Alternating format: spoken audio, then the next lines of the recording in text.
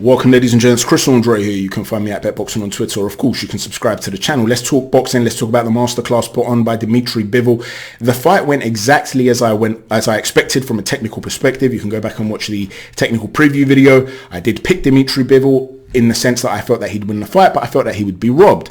I did say that he would have to win 10 rounds to win a decision, and I actually do feel like he won 10 rounds and it was still a 7-5 fight. So had he not won the 10 rounds, they probably wouldn't have given him the decision, right? But the fight went exactly as I expected it to go. We're going to get technical. We'll talk about all those elements. But before we do, let me just say this. Am I not always respectful and humble with my opinions when it comes to boxing? When people disagree with me, am I not always respectful of everybody's opinions on here? Do I not always say, you might be right, but, I'll stand my ground. I'll say, listen, you might be right, but I disagree because of this or that. Or you make a great point, but of this and that. Or I respectfully disagree because of this and that, right? I'm always doing that. So why do people find the need to somehow try and start being rude for no reason? I don't understand it. There was another channel, I'm not going to mention names, but I've yet to see the video fully. I saw a couple of minutes of it because someone drew it to my attention just before the fight. But I did read a couple of the comments while I was listening to what he had to say as well. This particular channel was basically trying to undermine the technical breakdown that I did. And this is not somebody that I dislike at all, and I think it's an intelligent dude. He just sees things very differently to how I do in some things. But there's no need to be sarcastic about it, right? And there's no need to try and undermine people and stuff like that, which, listen, I'm not a soft dude. I'm not worried about that. But it's funny when I see a lot of the comments, this guy doesn't know ish about boxing. What's he going to say when Bivol loses the fight? I had people on Twitter as well who may not have come at all from that video who were just saying to me, shut your channel down. You're talking absolute rubbish. You don't know anything about boxing. Bivol's going to get absolutely destroyed. Who's he ever fought? And stuff like that. How many times do I have to be right before I get a little bit of respect, at least, when people are talking to me, man? Like, seriously. I had the same things with Kambosos. So I'm not saying Kambosos a world-class fighter. If he gets out the first few rounds against Teofimo Lopez, he could beat Teofimo. I picked Teo. But I said, listen, he's a live dog. He's got a real chance. If he gets out those first few rounds, he's got a chance. And people were saying, oh, you're biased because he's Greek. Come on, man. You lot have been around this channel now for long enough to know I'm not like that. I know a little bit about fighting. All right? I do. Just be a little bit respectful with the way you come across, with the way you challenge me. You can challenge me, you can disagree as much as you want, but don't start these online beefs. It's silly, and afterwards, when it does go the way that I said it would go, people look a little bit stupid. I'm just going to leave it at that. Now let's get down to the actual fight itself. I personally had Dmitry BIVOL winning the fight 10 rounds to 2. It was given 7-5 on all the judges' scorecards. Now, why did I have it 10 rounds to 5 when Canelo was quite active early on? The reason I gave it 10 rounds to 2 is because a lot of Canelo's work was not scoring. They were not scoring shots. They were making a thudding sound, and they had some leather behind them, but they were landing predominantly on the forearms, the bicep and the shoulder of Dmitry BIVOL. These are not scoring shots. They count as blocks. Otherwise, Floyd Mayweather never won a fight in his life. He used to deflect and catch shots off of the shoulder and the bicep all the time, and the forearms all the time.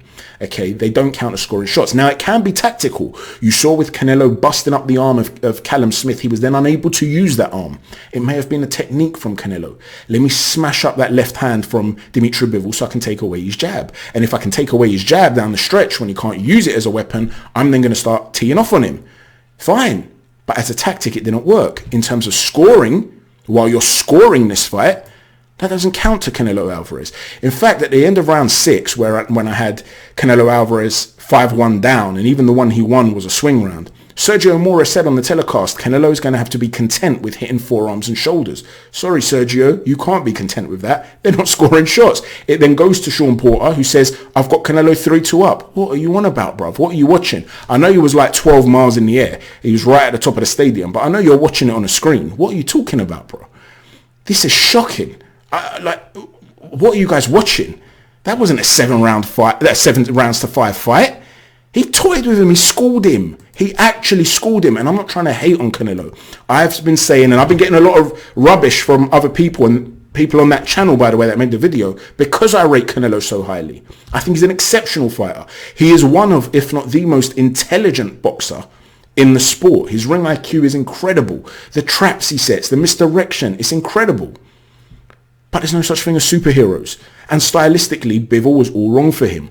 And I explained a few different reasons in the preview. The fluidity, the ability to maintain range. When he wasn't maintaining range, and at points he was willingly allowing Canelo into his range, he was often allowing Canelo to work. He was flipping the script on Canelo.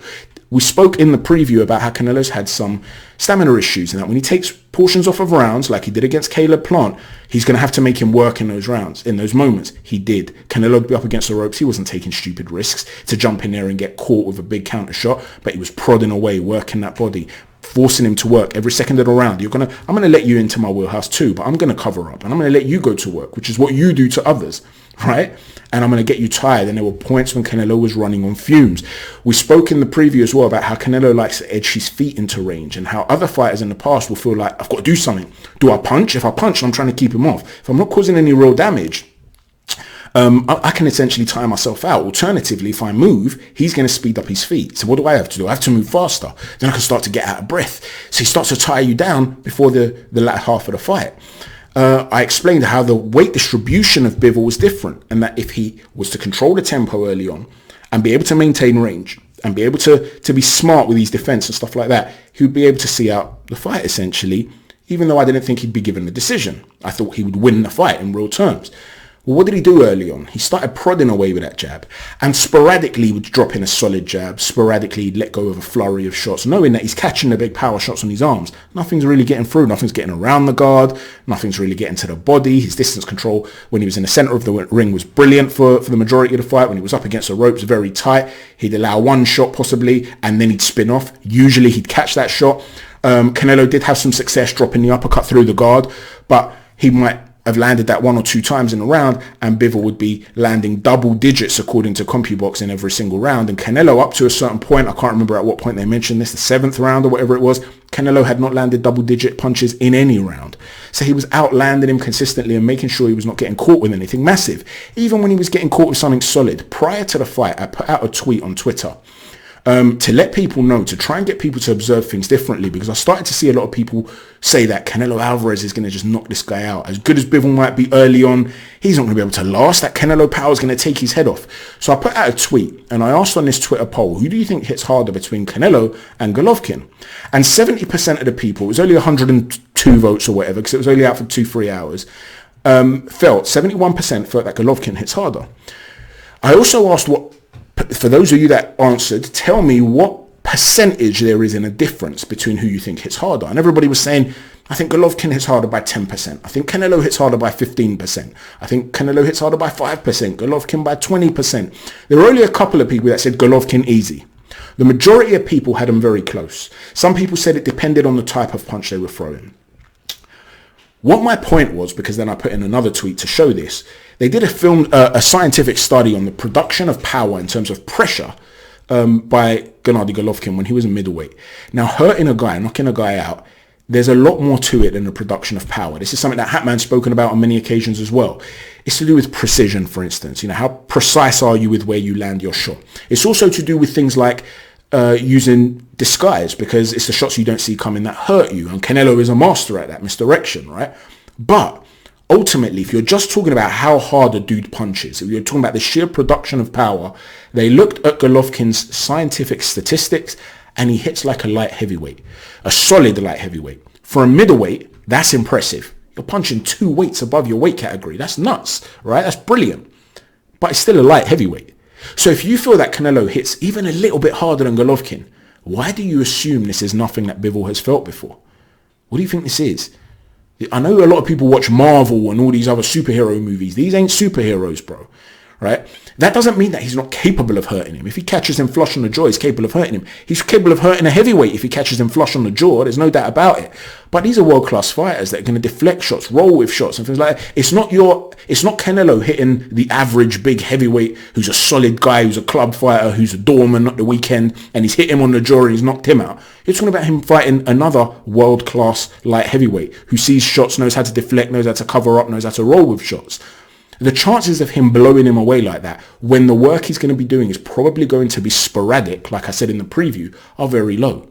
I also said in the actual preview that the ability of Bivol to be able to transition from back foot to front foot could be key. As he's moving away, I gave you the example of Jacobs. I showed you the footage where Jacobs didn't do that, but where Bivol would be able to do that. That one example whereby he could jump out and then come back in immediately. And I showed you examples like that against Pascal. I showed you examples of when Golovkin did it to Canelo. You're just on the edge of range, you get out, you get back in quickly. Because Canelo overloads with shots, he requires a slight reset after he's finished whatever combination he wanted to throw. So you saw with 157 seconds of round 10 or something like that, around that period, 155, 157, I don't tend to tweet during the fight because I'm watching during the rounds because I'm watching so intently, analysing every little thing. But at the end of the round, I tend to put out a tweet to say, this is how I've scored the fight, this is how I'm seeing the fight going. I give a little bit of a technical insight on my Twitter channel at Bet Boxing. But on this occasion, I quickly tweeted out while I'm still watching the screen on 157, this is what I was talking about in the preview, as one example whereby Canelo throws a shot, Bivol's just out of range, he's instantly back in. It's such a swift thing, and he's now got Canelo on the back foot. That was a key thing, and you saw it, and we explained how at range, I just felt it would be essentially a mismatch, and on the inside, it wouldn't be a big gulf. I explained how you'd have to see Bivol do what Sonny Edwards did against Mitolani essentially and sporadically trade with Canelo. Don't feel intimidated. You don't want to do it too much, but don't feel intimidated to trade with him. And again, I think it was in the 10th round, he stood his ground and he exchanged with Canelo, and it was Canelo that got the worse off from it and had to take a step back. So it was a masterclass from Dmitry Bivol. I thought it was superb. Canelo is a warrior. There's no doubt about it. He was getting pieced up at points. And his defense off the ropes, rolling and stuff was very good. Listen, he's an elite pound for pound level fighter. There's no doubt about it. Like I've always said in the past, when Lomachenko lost to Teofimo Lopez, it doesn't make him any less of a pound for pound level fighter because he's fighting guys that are massive compared to him. By the same token, Canelo's fighting guys that are bigger than him now. This doesn't undermine him as a fighter pound for pound. If one of think about a light heavyweight you think's exceptional, tremendous, right? A beast, an animal, Beterbiev cleans out everyone at light heavyweight. He goes up to cruiserweight, he cleans out everyone at cruiserweight. Then he goes to heavyweight and he loses to Dillian White. That doesn't make him less of a of a pound for pound star. He just came to his ceiling.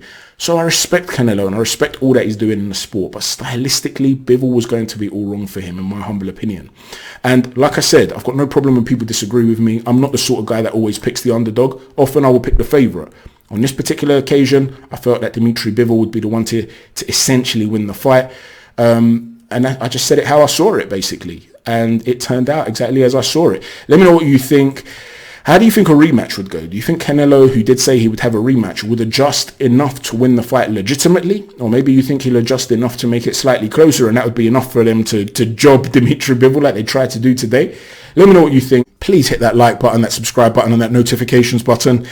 It really does help the channel grow. And if you did enjoy the preview, or I don't know, maybe you just will not argue with me in a polite way, please do so and help the channel grow. Thanks for watching, everyone. Take care. God bless.